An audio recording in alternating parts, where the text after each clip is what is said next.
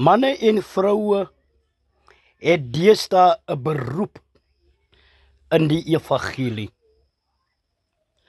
Hulle is nie meer geroepenis in die evangelie nie. Die evangelie het nou 'n werk geword. Mense ontvang nou betaling in die evangelie. Dis nou 'n geldmaak storie. Mense word betaal om te kom preek.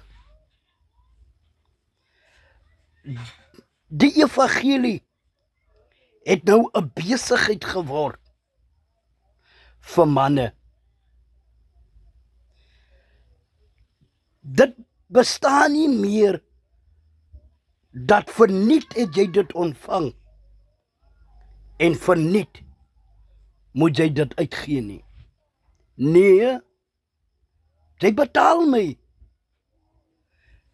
Dit is hoe manne en vroue deesdae operate in die evangelie.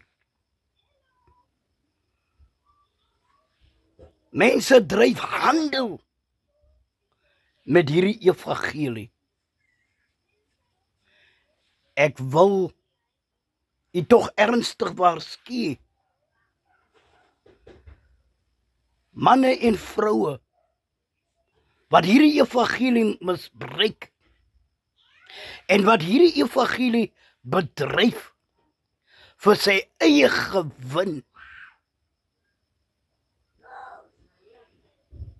Jy gaan beskaam staan. Jy gaan moet antwoord gee. Pas op dat die deur vir u nie gesluit gaan word nie. Pas op dat daar nie ook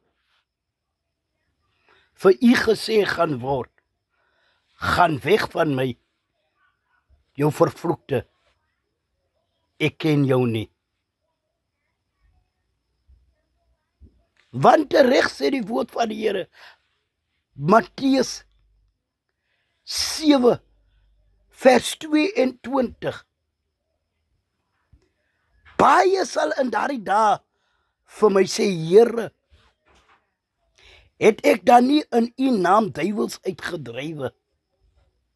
Het ek dan nie my hande op siekes gelê en hulle het gesond geword nie?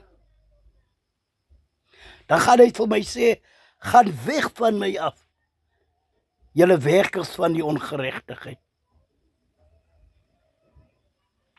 Pas op, manne en vroue.